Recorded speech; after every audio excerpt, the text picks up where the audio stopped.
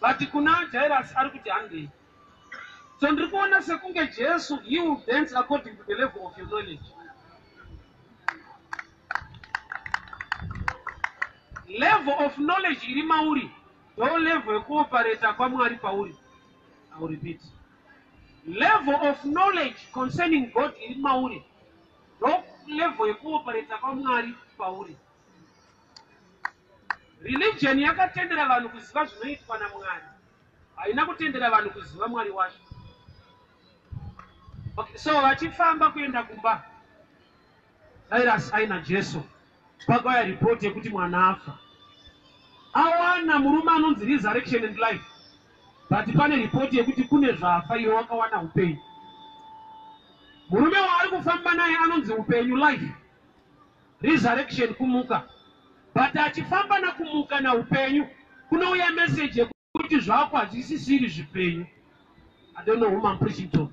But there are times that you worship a God who is able to situation iri kukunetsa.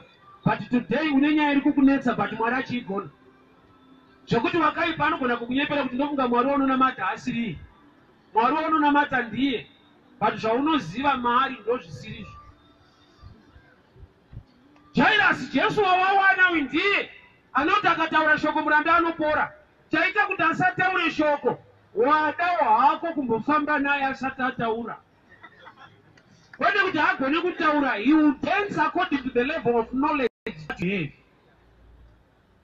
Level yekuziva iri mauri ndo inodena kuoperata kwaMwari pauri. Daniel 11:32, vanoziva Mwari wavo vachava nesimba, vachaita mabasa makuru. Vanoziva Mwari wavo, kureva kuti level yemazivo aunoita Mwari wako ndo level yestrength pakuoperata kwacho. Those who know their God, they shall be strong and they will do exploits. Which means vasingazive, they are not allowed to do exploits. Kwete vasina nhamo vasingazive.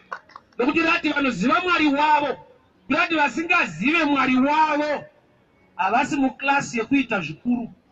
No matter vasangane dambudziko hombe. So Jairus awana Jesu anonzi life and resurrection. But message yamwataka aina Jesu anonzi life ndeyokunzi zvako zvafa.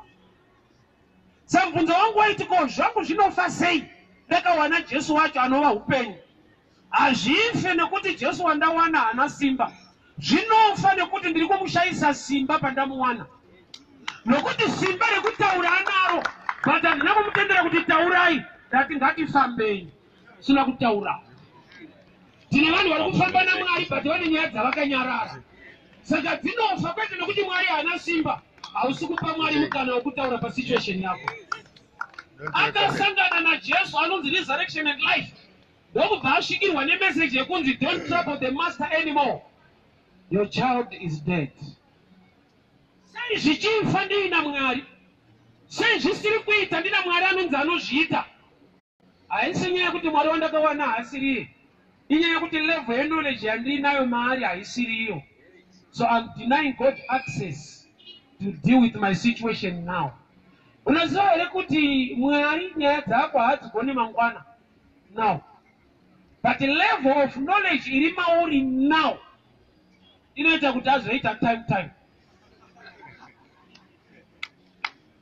He is the same. It's all right, man of God. He is the same yesterday, today, and forever.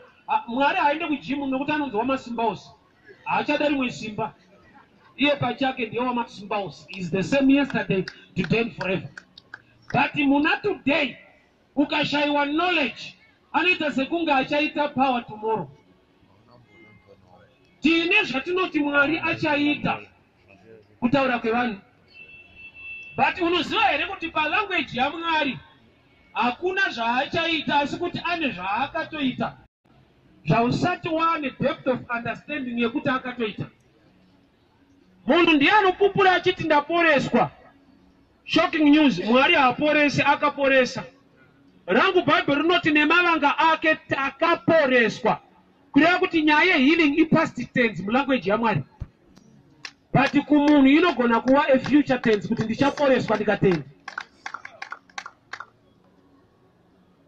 Language dzemunhu nelanguage yama ipapa patone vhangeri notoda musuwesa nokuti vhangeri tikariverenga tikarinzwa tinoriisa mulanguage neunderstanding yedu totadza kurigamuchira mulanguage neunderstanding yake.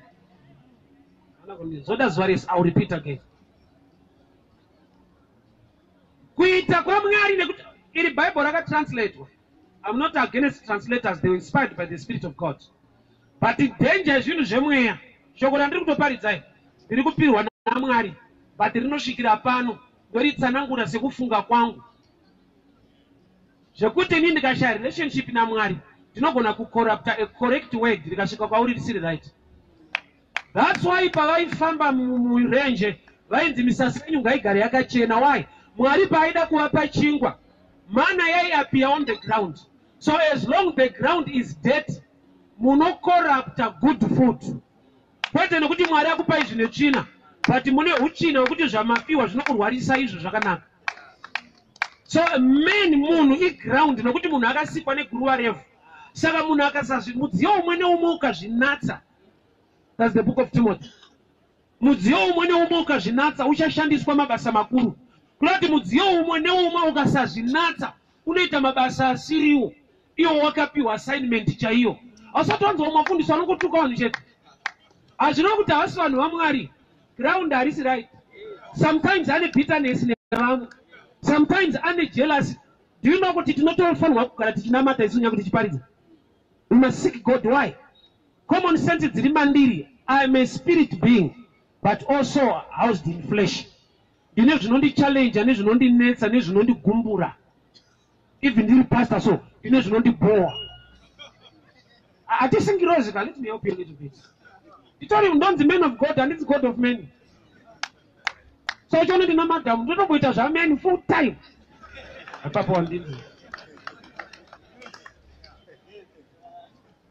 Ndikasatsvaka Mwari ndinogona kushanda basa raMwari ndiri bitter kana kuti ndine jealous. Unoziva kuti mufundisi akabatwa nemweya unonzi the love of money. Bible notice the root of evil. The love of. Mweya wechina ukamubata wekukara mari. Wechina kwete wakanaka ukamubata. Haumunyime mavhesi ekuitora nayo. Zvekuti kuti azive kuti mweya zvinogona kumutorera nguva nokuti ane mascriptures ari kutsanangura ende ichitobudawo. Satani akada kuti vanhu vabude mugadheni haataure zvake, anoisa Mwari mukati kuti ichokwadi here kuti Mwari akati. Ukangonzwa panoti Mwari ufunga kuti zvina Mwari. I'll leave this one. Jairus, murume waasangana naye anonzi life na resurrection. I'm the resurrection and life. But panouya message yekunzi usanetse tenzi mwana afa. Iye asangana na upenyu. Sei takauya kuna Mwari anopa upenyu nekuti upenyu hushanduke and things are still dead. Iyo inoita kuti munhu achinje chechi. Let me help you. Chechi chaiyo ndiwe, miviri yedu itemberi yaJehovha. Iyoyo ngaichinje understanding iyoyo chechi iyo. No. Ndisopinda Anglican. Mwari hapinda Anglican kana. Anopinda vanhu vari muAnglican. Why? Nokuti miviri yedu ndo temberi yake. Isu machechi yedu ndo temberi dzedu. Ndoda kuti understand the language yaMwari nevanhu. Ipapa ndo pane imwe danger. Ndo paita kuti tiise zvinhu mufuture izvo zvichirisivwa today. Mary and Martha vanoti ichokwadi hanzvadzi yedu ichamuka. Musi uchamuka vanhu vaibhirivha kuti kune day rinomuka vakafa. Jesu akati hariko. Ramunofungidzira kuti day ndini. I am resurrection and life. Resurrection is not a day, is a person. Kana uchifungidzira kuti pane day richamuka vakafa. Jesus is resurrection, not day. To help you better. Day richauya Jesu. Ndopa chamuka vakafa. Kwete day racho rikakwana. Harikwana asina kuuya nokuti iye ndiye day racho. Akawapanzwa wawa. So understanding yemunhu ikava so religious like Martha and Mary, you can wait for something that is already here. Saka Jesu paakauya parufuro rwaZaro panga pauya kumuka, but hanzvadzi dzake dzairamba dzichichema nokuti vanga vasingamuzive kuti ndiani. vaiti ndi Jesu iye ndakubata iri zita isai musherufi ndinera muri kutoda pa situation yenyu. I am resurrection and life. That's why Mwari kuna Moses akati Moses abvunza kuti munonzani? Mwari akati I am that I am. Kureva kuti pa time yauri kutondika pa situation yauri kuda I'm able. But nekuti haundizive unogona kuti munofunga Mwari nyaya vachigadzirisa pamwe next week. He is powerful, his might is the same yesterday, today and forever. How can a man who have met life receive a news about death? Tokandibata papa. Jairus ari kufamba na Jesu anonzi life. Obva aparidzirwa kunzi mwana wako afa. Munhu ari pano ari kunamata Mwari anonzi kubudirira. But ari kuudzwa kuti zvako hazvisi kufamba, hazvisi kufaya. Anonamata anonzi anoporesa nemanga akaporesa. But kupora kwaramba, iye achifamba na kupora. What was the mystery? Mystery ndaiwana pana Luke 7. Roman centurion aenda kuna Jesu akati mdara hapana need yekutravela. Understanding yandanayo concerning you ndeyekuti you are so powerful to a level yekuti taurai shoko muranda anopora. Shoko rikataurwa muranda ndokubva apora. Poita vakuru vechechi vasina kukura mukuziva Mwari vari vakuru vechechi. Jairus, ruler of synagogue, ndokuenda kuna Jesu ndokuti mdara handei munoturika maoko. Osa religion inoita kuti ungotaimira tumwe tuma vakasaturikwa maoko nofunga kuti hapasi serious so. Ndakamboenda kunoshandirwa kubani so kune rimwe sowe so handa kuti zvakaipa ndakambonoshandirwawo hakusi kupikisa inhororondo. Apikisa mapostoli ndikutaura nhororondo ndakamboshandirwa zvawandisa mashoko mukana memunhu. Havafarira totaura zvekuba ndaiendako pandakanoshandirwa ndine makore anenge 6 isiri pabasa ndadzingwa kwandaimboshanda. Unoziva vese vainga vane matambudziko akakura kudaro vaiti vakanzozouya nembiya kana kuti umuke kuseni uchichera mvura. Kuoma kwechinhu chiri kudiwa kunokupa confidence yekuti hazvinopera chete. Ndikawana mbiya nemvura yemumhango. Why? Nokuti waita rovha for a long time. Regai ndikuudzei kana gonyeti rikakura zvakadii makiyi anokwana muhomwe. Solution. It is very simple. But ukava problem for a long time, you want a solution iri tough. Unenge Naaman 2 Kings 5. Paakanzenda unogeza kuJorodhani, it was too simple. Nokuti agara achigeza every day. Saka afunza kuti azvishande because anombozviita. Kusvika akatsika akati kuti ndaitarisira kuti munhu waMwari abude panze aite sei ruoko. Munhu wereligion ane formula, haana revelation. Ingaona ukaenda kuna chiremba uchirwara, hausi unoudza chiremba kuti amarwara andaita ndaitoda ari madiscipline nemapana. Unomupa mukana kuti mudhara taurai ndimuri kuziva marwariro angu. Hauende une solution, unoenda kunotsvaka solution. Solution yake iri maringe level of medical knowledge hainayo. Saka uchiona pamwe pacho paunotarisa kubayiwa jekiseni hakubaye anongoti inwa mvura yakawanda. Unotofunga kuti haana kufunda. Ndino kuti ukaleka mvura mumiri mako chiremba akakuti enda unonwa mvura. Unototi kadi $5 hapana wangu nditi ndimwe mvura unopopota. Saka anodhila nemindset. Anokupa tumapirizi kana 3. Oti kamwe chete kane magirazi mairi. Unoinwa hakuna zvekutamba unonwa mvura. Wega ndizo nori pano pari kunwiswa munhu mvura pana.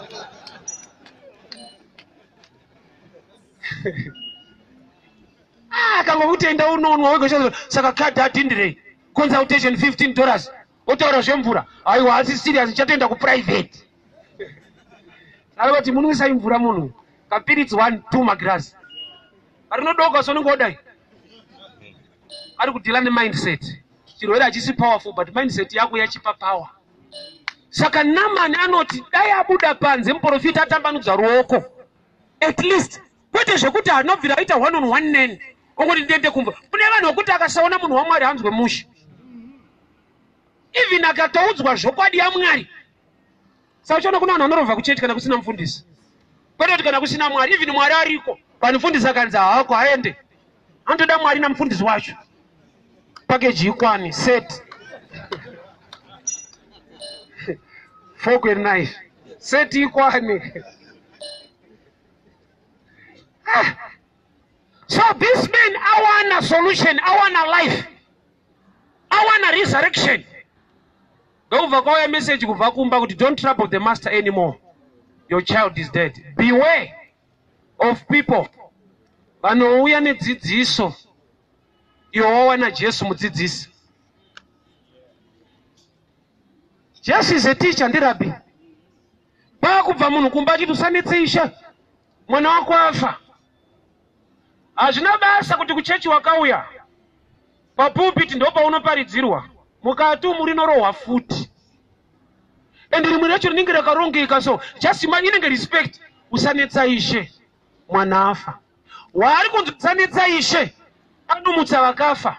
Saka vakumba haana futi knowledge concerning how the master can go. Ngwarira vanhu vanoziva Jesu but vasingaziva ability iri mari. Baba itine murume akakuna Jesu akati ishe ndoda kukuteverai but imbonditenderai ndonovigani baba wangu. Wari kuudza ndianomutsa vakafa but iye request yake ndeyekuti ndipei time ndifushire mudhara toteera. Wakanzwa reply ya Jesu papa, very dangerous reply. Zanzi rega vakafa vige vakafa. Ukazvinzwa ari kumurambidza here kana kuti mutendera here, I will help you to understand. Jesu paari kuti rega vakafa vige vakafa. Hakuna chitunha chinoenda nhamo. Saka unoti madiminkira. Hakuna afa anoti ndakuendawo kunhamo. But kana ati rega vakafa vavige vakafa, ari kuti vakuru kana musingaziva muri kutaura naye kuti anoitei, endai kunhamo makatofawo. Nokuti iye anotomutsa vakafa. Saka kana matofa level iyi endai kunhamo. Vamwe wenyu vari kuigwa nhasi but mimi time makangofa muri group rimwe chete. But mimi burial haiko nhasi. Nokuti kana wakafa upstairs knowledge. Usho kune tsumo netaura kuti kusaziva kudi. Saka kufa kusungodona wafa so rufa uchifamba hauna zvekuzikana. Jairus asangana na Jesu anomutsa vakafa. Achienda kumba na Jesu. Ndipo panouya murume achiti usanetsa ishe mwana afa. Jesu ndinofara kuti ndiye anopindura kwete Jairus. Problem yazhinji vedu tinoda kupindura masituations takawana Jesu anova shoko. Usataure mashoko kana wakawana shoko. Isa shoko pese pane mashoko. They are not telling me. Jesus is the word. So there is no need to answer back. Kumunhu ari kutaura mashoko kana uine shoko. Shoko ndo rinofanirwa kupindura situation yako. Word mashoko ako. Jesu ndiye shoko. Saka pauya munhu nemashoko ekuti usanetsa tenzi mwana afa. Chakapa Jairus kunyarara. Kuziva kuti kana ndiine shoko, there is no need yekutaura mashoko. Pese pane mashoko panongogadziriswa neshoko rake. Jesu ndokubva ati only believe. Tenda. So vari kuramba vachifamba vaina Jesu. Mwana afa, Jesu amuwana. Ende aparidzirwa kunzi tenda. Mwana hasati amuka but vari kufamba vese. Baba rinoti pavakasvika kumba, Jesu akaburitsa vanhu vese vanga vari mumba vachichema. Ndokubva atora Peter, James and John, amai vemwana nababa, ndokuvakapinda navo mumba vamwe vese vakaburitswa panze. Mwari wedu unogona kuita chinhu despite vanhu varipo. But indapa vhesi atanga kwete nekumutsa chitunha but nekuburitsa vanhu. Vaburitsirwei vanhu ava? Vanhu ava vanga vachiseka Jesu paati mwana uyu haana kufa. Vanga vachiseka. Kureva kuti chaakutohinda kumuka kwemwana itaipi yevanhu vasingatende auya kuzomutsa. Saka Jesu ari kuti handioparete muenvironment isina faith.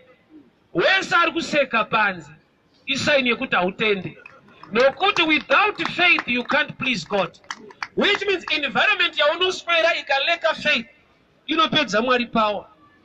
Iye ari powerful. Saka vhangeri rekutanga vanhu panze. Ende ukaona vanhu chema vari mumba ndo hama dzepedyo. Ngwarira kuti hama dzepedyo ndo dzakavhara munano. Nokuti dzine zvadzinofunga iwe wakawana Mwari. vanhu vanzendai panze vese ndokubva kuburiswa panze. Peter, James, John. Peter, James, John. Amai vemwana na baba wacho ndovakapinda mumba. Jesu ndokubva ataura nemwana, mwana muka. Mwana ndokubva amuka. Vanhu pavaichema pesa, vaichema chakafa. But mupfungwa yaMwari chiri chipenyu. Pfungwa yaJesu paauya haasi kuinga rufu ndokuti iye ndiye solution.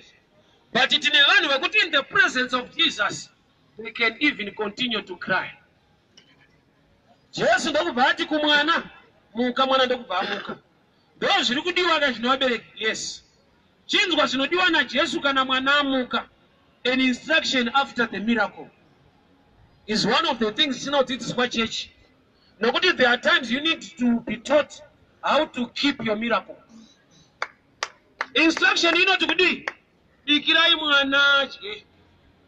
Zvoreva kuti kana ambourayiwa nemweya yechina nemadhimoni, ndadzinga mweya wacho ndamumutsa. But mukasabika anourayiwa nenzara. Nzara haidi prayer, inoda chikafu. Which means Jesu ari kuti pasituation yese ine munhu ine two sides munhu dzaanofanirwa kudzidza. The spiritual side and the physical side. Mwana amuka, muri kufara farai mushe, bikai porridge. Mukasabika anofa futi.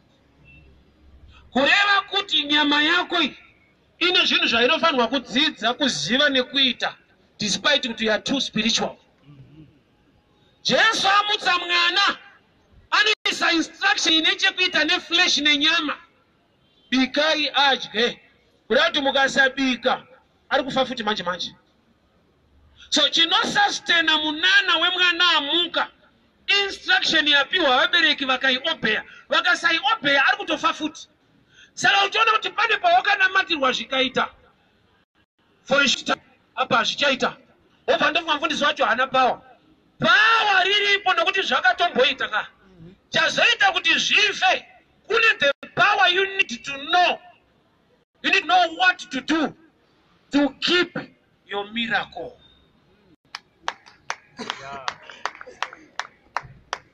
Wanano unogona kuiwana nerunako nebeauty inosustainwa necharacter. Wakanaka kudaro unodzorwa. Haudzorwa nekuti face yachinja, una hausiriwo. Teta vakupe makeup, vanokuita kuti uwe wake up. Makeup unotenga wega, but wake up unorayirwa nevamwe. Wake up ndo inosustaina marriage, kwete make up. Wake up ruzivo zvinofanirwa kuitwa muwanano yacho. Mwana amuka, that's true, vanhu muri kufara. Ngaribikwe. Give him something to eat. Are you feeding your miracle or already killing your miracle? Are you feeding your miracle or you are killing your miracle? How do you feed your miracle? To continue to fear God after a blessing. Nokuti vamwe zvikafamba, uchafunirwa kuti tiri kupinda tese. Why uri mu process yekuuraya miracle? Unouya kuchechi zvichinetsa. Zvafamba unotozofambirwa kuti uchiuyawo. You are already on the way to kill your miracle. Whatever Mari chakupa chinosustainwa neinstruction ya uchaita. Obedience kwairi. Mwana ndamuudza. Vanhu chavari kuda kusubika kumuka kwemwana. But chamuka chacho chikasafidwa chinofa. Kureva kuti une zvawakatiitirwa naMwari. Zvinoda kufidwa neobedience, nekuramba uchitya Mwari, nekuteerera zvinotaura Mwari. Nokuti Mwari chaakakupa ichi, ukasamuteerera, chinopedzisira chakwatakwa, kwete nemweya yechina, nekusateerera Mwari wacho akakupa icho. Deliverance, I always tell you, I believe in deliverance. But deliverance, very missing in the body of Christ, is for people to be delivered from lack of knowledge, from ignorance. Why? There are times it's no longer the devil fighting you, but you are failing to feed your own miracle. You are failing to sustain your own miracle. Mwari chini chichaka kupa chino toda kusustainwa. I'll give you a scripture. Isaiah chapter 9 verse 6. Unto us a child is born. Unto us a son is given.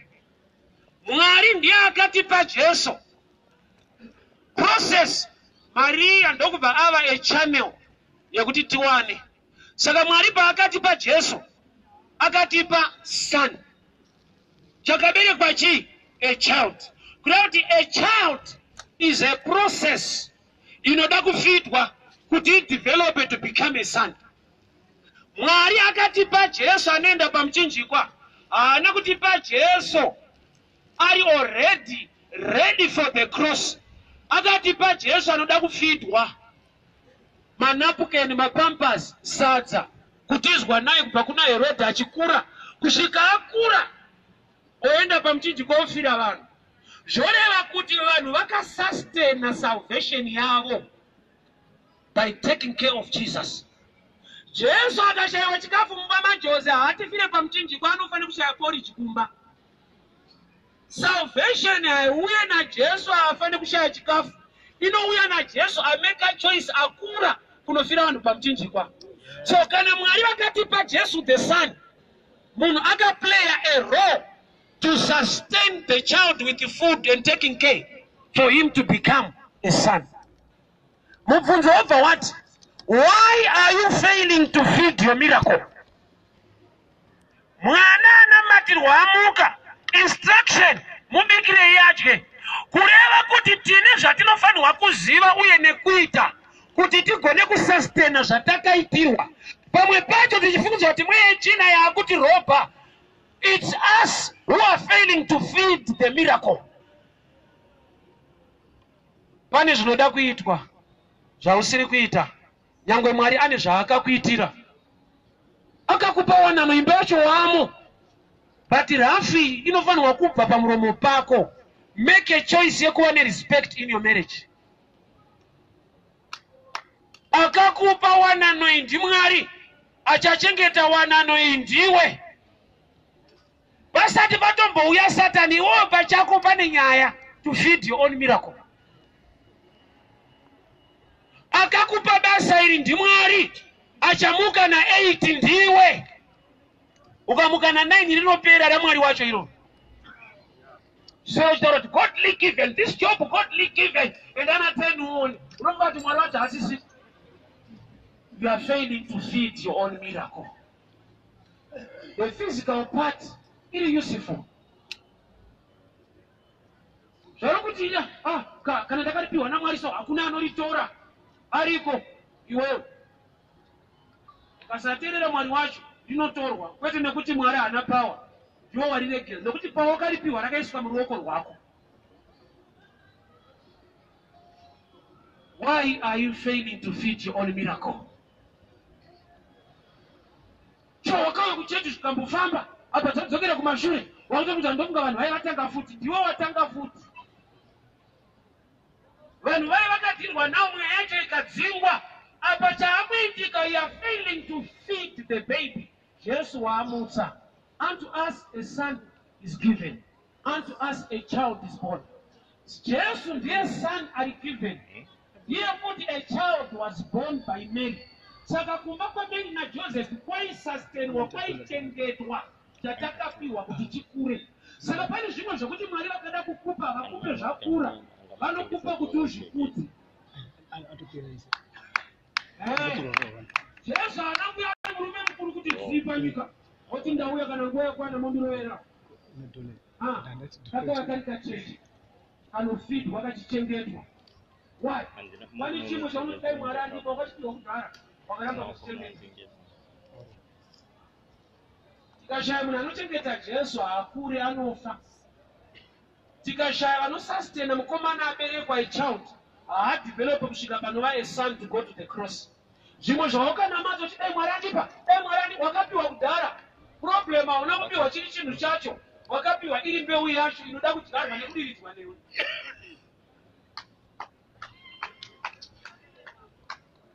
I always tell people this joke. A certain guy akati Mwari ndipewo mukadzi dhuzha. Bible rinoti mukadzi akanaka anobva kunani? saka kati Mwari akadzanawo kachipana mati papa. Kwa mukadzi akati Simbei warida kubva wamupa. Tiete mishana so. Ndokubva dzokera kuprayer akati Ishe ndati akati Simbei. Ndobva akazevezerwa munzeyo. Kunzi fidha uone. Iye kufidha adaoda zvakasimba kudhara. Unoziva kuti mudzimai wauinayo anosimba. Kungoti paari izvi zvapasimbisi. Aramba naika ubate shuwa. Unomubvunza kuti ndimi here mai Cosmas asimba. Unoti paari apasimbisa. There are things that God has already given you. And you are still praying for them. Why? Wakazvipiwa zvine instruction yekuti sustain this, feed the baby. Miracle yekumutswa kwemwana yaitwa naJesu. Instruction yekurarama kwemwana yapiwa abereki. Kurati abereki kunamatira mwana achimuka amugone. Kati kumona kasadza mukwanisai. Basa raunoshanda wakaripiwa naMwari. Pachichaita kuti ugone kuriluza haisi mweya yetsvina, nonoka uone. The instruction indambopinda mukombe yanga yakatonyorwa sonzi God given. Ndiri mufundisi ndakanyozwa kuti ndo dzedu kaidzi. Ndikichafunzira kuti pamwe atibhadhari. God given. Ndakazwa kuti batanzei wabereki, batanzei. Ndikati God given kanditori mufundisi. Zanze yakapa isusu kwete imini. Saka imi motongobhadhara svika mapiwawo ikoko. Those are principles in this world. Jairus mwana amuka uri kufara. Chicharamba chichita kuti mumbe nemufaro mubamako. Take care of the baby. Mubikirei. Mwari ndiropafadzei, ndibatewo zvinoendeka, ndibatewo mari. Money does not follow prayer, it follows service, what you do, what you offer. So John Muhammad Musa asi mukristu, he has a lot of money. Kwete by prayer nekuorder. Ukaorder unoita ndikutaurira. But ukanamata chaizvo unoita bitterness. Unopedzera kuti ndiye Satan. Tikuenda kumusha kunozorora. There are things we need to know on the ground. We need to do. You need to acquire skill pabasa rakwe. Kono kuti achero ndichibata, God will bless the work of my hands. Vesi yondakainzwa iriko. Chinzwa Psalms 23. Akazodza musoro wangu namafuta. Mukombe unofashuka. Chinonzi musoro idea, knowledge, skill. Ukawana skill ne knowledge pabasa rako unowana more profit. Profit inobva pakuanointwa kwemusoro. Musoro information. Anointing is grace Zamari for you to have wisdom concerning what you do. Kwete kuti because ndiri mukristu hazvina basa kana marketing handiite because ndine nyasha. Ukahodha magumbeze kuchipisa unofunza kuti hakuna Mwari. Atenge. Nekuti Mwari waunonamata iwe ndiye anonamatwa nevanhu vacho vada kutenga. Mwari anotoudza kuti akadzungaira munotasiyana nazvo. Wow, una research ye marketing you are too spiritual and earthly useless. Icho kwadi amugone kunamata mwana akamuka, but zvandamumutsa fidhai mwana. Kana pagwara Lazaro, Jesu paakadana Lazaro, Lazaro abuda. Jesu akati yamunogona ndeye kusunungura tambo nokuti ndimi akasunga ka. Saka tambo iya isi ministry yeJesu. Sunungurai Lazaro. Kwete sunungurai. Saka pane problem yekuti kusunungura haugoni.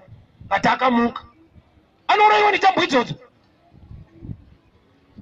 Church, sometimes we lack knowledge and skill. We are too spiritual. As long as it is Mwari, anozvisustain. Iwe amutswa naJesu, hanzi ngaabikirwe porridge. Why Jesu ada porridge? Mukasabika anofa futi kwete nemweya yetsvina. Ne reason yekuti you don't know what to do in the natural. Hazvina mweya yetsvina kuacquire skill pabusiness, you are a man of God.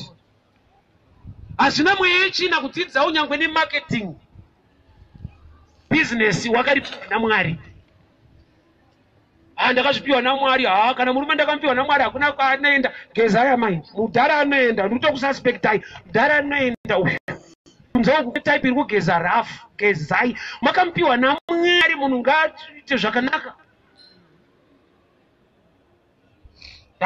Mbangu ndenyasha atakazipiwa tamwari watamika pa. Nza kunakumbira musho pakudaka wivi mwakampiwa namwari but dzoro iri kudaka wivi. Musoro unoendesa munhu kumusha uyu musoro uyu. We are not even minded to be useless. We need to know what to do on the ground. Although we pray, although our businesses are covered by the blood of Jesus. Mwari ndiye akaita kuti vamude muEgypt aende kuKenani. Yes. But vakasvika sei kuKenani? Not by prayer, by walking. Mukasafamba muende iye Mwari atoti munobuda. Kuti there is a physical part kuti pa manifest the spiritual blessing. Akazodza musoro namafuta. Chinonzi musoro in knowledge. Mukombe kuri kunzi mukombe uri kufashuka ndo zvaunobata mabasa ako kuti ave neincrease unofanirwa kunge une wisdom nyangwe uchiita prayer. Akazodza musoro namafuta mukombe uri kufashuka. Know what to do. Kana uri munhu anonama mapoto usatomboenda kuporota obruku uko akaboka vanorasa ende kuti varasekwa. Izvozvo hazvitomboda mweya kana kunamatirwa iresearch. Kuna mapoto unodzingwa. Ende kuti varasekwa unodzoka une imwe order gasi rapera. Tokundwa ine mweya china yakati kuna Jesu. Kana matidzinga musatitendere kubuda munzvimbo ino. Anakamboinzwawo madhimoni ari muna region akachemera nzvimbo. Anyangwe mukati dzinga don't take us from this region. Why? Madhimoni anotoziva kuti we operate better muregion yauri assigned. Kune dhimoni rekuti rikaenda kubruku hari operate. But rikaenda paEpas apa rinooperator. Ari assigned maringe anonzi territorial demons. Anotoudza kunzi wewe uri dhimoni rinonzi Harare une chekuita nematsotsi nemahure nefast life. Iwe uri dhimoni rakangodhibha enda pachiworship. Pana fast life unongowarowa vakadaro kusaidi iko. Wakaona panoitwa deliverance vekuAfrica nevokuAmerica. NaSatani wacho kuopereta kwake kuAfrica nekuAmerica zvakatosiyana. Uko vane madhimoni anotonoza. I'm not going, come on. Rekuno munotobata munhu muri 6. Very violent. Satan wakuno kwana kufunda. Very violent. African devil are too much. I don't want to hit the varume 6 akadzi. Come on, I will not go. Zvinovabatawo mukufunda kwavo iko. Mukugarika iko kunonzwa munhu akuti ndakuda kuroora mumwe murume. Zvinovabatira mulevel ya kune madhimoni ari assigned for those who are rich. Kogoita ari assigned for those who are poor. Are assigned for those who are educated. But educated vane madhimoni avo ekuti vanopedzisira vama atheists. They no longer believe in God. Iwe unototenda kuti ariko bho zvakatooma. Akasapindira panofa munhu saka kuti uta hapa azvichaita. Saka madhimoni anotoziva kuti uyu anotoziva kuti Mwari ariko. But vatsano vafunda mari yacho vanayo. Ndikavata hako ndovapa mafacts haana mate futi. I'm sure my time is gone. Hear me very well. Are you feeding your miracle? Or kubika kusustain your miracle? Already God has given you a lot. And the children zvidone urufunza ndi Satan. God gave me this message. Learn to walk in obedience. The more God blesses you, the more you must fear God. Do you know kuti attack yako ya greater pawabudirira? Satan aida mbokuuraya kudhara usati wane mota. Apane mukana wokukuraira kuaccident. Aida mbokushungurudza uchiri bachura. Apane mukana wokukushungurudza wane mhuri anongokuuraira mwana. The more you get blessed, the more you must seek God. Nokuti the devil ane a wider coverage to attack you. Yes. Aimboda kuti usuma uri rova. Ndobva waona basa saaccountant. Ndobva wapinda pakatoshota mari kudhara pasina kubvira paitwa auditing.